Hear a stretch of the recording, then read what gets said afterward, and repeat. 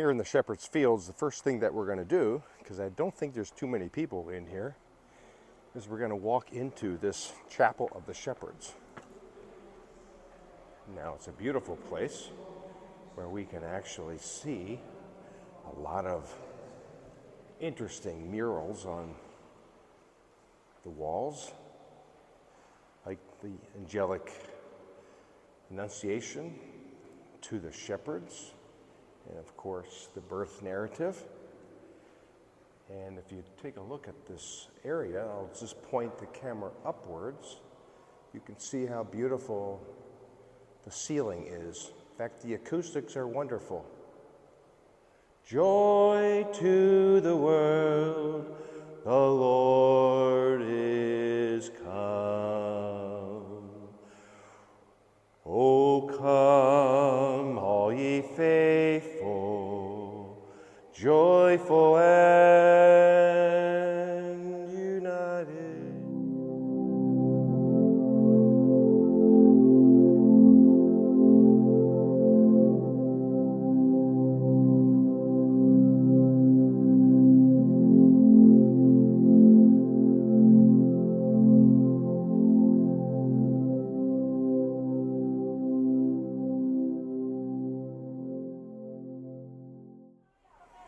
Here in the shepherd's fields, there's a chapel called the Chapel of the Shepherds.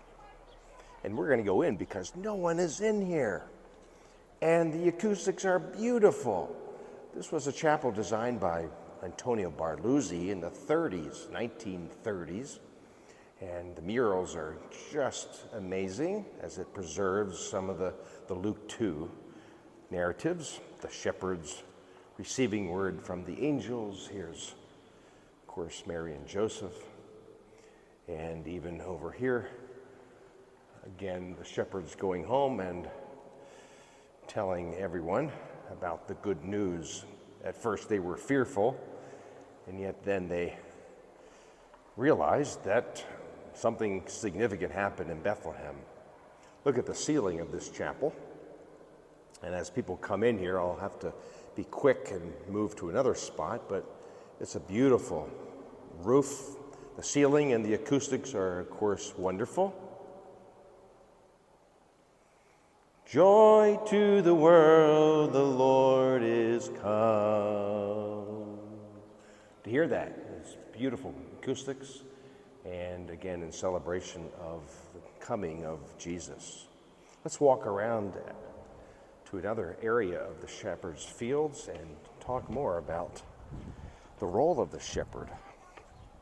Now, the role of the shepherd in the days of Jesus is an interesting one because there are some, and I sort of tend to agree with this, that the shepherds who were watching their flocks at night were indeed the shepherds who were given the responsibility of raising the next year's Passover lambs. And if that's the case, they were here somewhere in the vicinity of Bethlehem. Now this, again, is a traditional location in a place called Beit Sahour. I'm going to go down these steps and actually maybe take a peek in one of these caves. Although maybe I'll go down further and take you to an area where many people don't go. But we do know that the angels appeared to these shepherds who were deemed as sort of outcasts. They were ceremonially unclean because of their profession. So if we were to go down here, and we're walking down this ramp that provides a good view of the area of Beit Sahour, we can actually take a look into one of these caves. It might be dark down there, so I don't know how much we'll see, but caves were typically used by shepherds as a place where they would keep their flocks at night. It would be a sheep pen as well. In fact, we read about this in Micah chapter 2. And shepherds would sleep in the opening or the entrance to this pen or cave. And then in the morning they would stand aside and the sheep would go really rushing out with great enthusiasm. In fact, I think this is what Jesus was eventually teaching about, the kingdom, the unstoppable force of the kingdom. And maybe it was in a cave that we'll go into shortly, where Jesus had this in mind. But you can see the beautiful area of the Judean hills and some Jewish communities. And again, the traditional shepherd's fields, although we think that was probably somewhere between Bethlehem and Jerusalem, at a place called Migdal Eder. It's actually a phrase that's listed in Micah 4. But when we talk about the fulfillment of God's redemptive plan, Micah 5, but you, Bethlehem Ephratah, though you are the smallest of the clans of Judah, out of you will come a ruler. And what's the next verse or two say? And he will shepherd his people. I think it's so interesting, the tie-in with the shepherd motif, the role of the shepherd, as we're going to actually go down maybe this cave there. There it is. I think it's going to be dark there, and I actually didn't bring a flashlight with me. But maybe it was in a cave like this where the shepherds were, but then they came as a result of the angelic annunciation. Now it's going to be pretty dark in there. You won't be able to see anything, but yep, not too much. But eventually the shepherds would go to this place where Jesus was born, most likely in a guest room of a house in Bethlehem. The term is called kataluma, maybe a guest room. Remember, Luke chapter 2 says there was no room for them in the inn. Well, the word inn is kataluma, and this is where at least Mary and Joseph found some temporary residence as Jesus is born. We can talk about fulfilled prophecy here, but when we actually take a look at what Paul would say later on, maybe we'll go down here and talk about one verse, which is actually my favorite Christmas verse. It's Galatians chapter 4, verse 4. And it says simply this: for just at the right time, God sent his Son. For just at the right time, God sent his Son. I love that verse because the ultimate perfect timing and the sovereign plan of God and unfolding his redemptive plan now through Jesus, God's Son, God incarnate, and Paul celebrated that as well. Now, maybe we will drop down into this cave as we sort of bring this to a close. This is the cave where I typically bring my groups. It's a bigger cave, and you can see how large it is.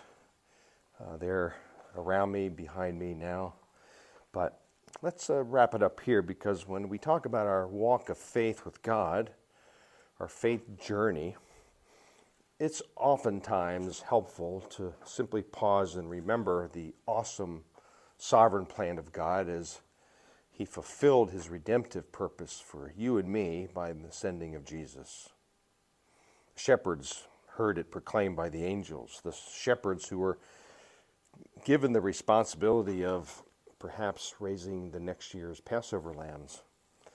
They were the first ones, think of it, to behold the Passover lamb in the form of Jesus, born of a virgin of Mary for the purpose of redemption for you and me. Just at the right time, God sent his Son to this world called Judea, to this place called Bethlehem. Now in Bethlehem there is a church called the Church of All Nations. We typically don't go there. It's a church actually was built in about 325 AD. One of the few earliest churches built by the Byzantine Christians. Constantinople was where the capital was moved, and Constantine and his mother built a few churches, and that's one of them. And that's just a little further west of us. But when we come to a place like this, it's not touristy, it's more, again, as the land looked. Yes, we have some modern buildings and so forth, but can you imagine being a shepherd and hearing these words from the angels? Glory to God in the highest. What a wonderful privilege these shepherds had to then be told where to go and how they encountered the Passover lamb in the form of Jesus.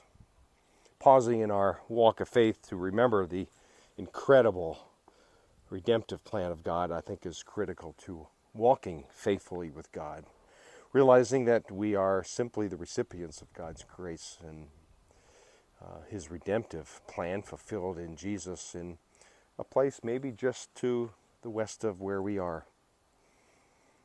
So take joy in the Christmas story. Sing a few Christmas carols, if you will. It doesn't matter if it's March or July or September.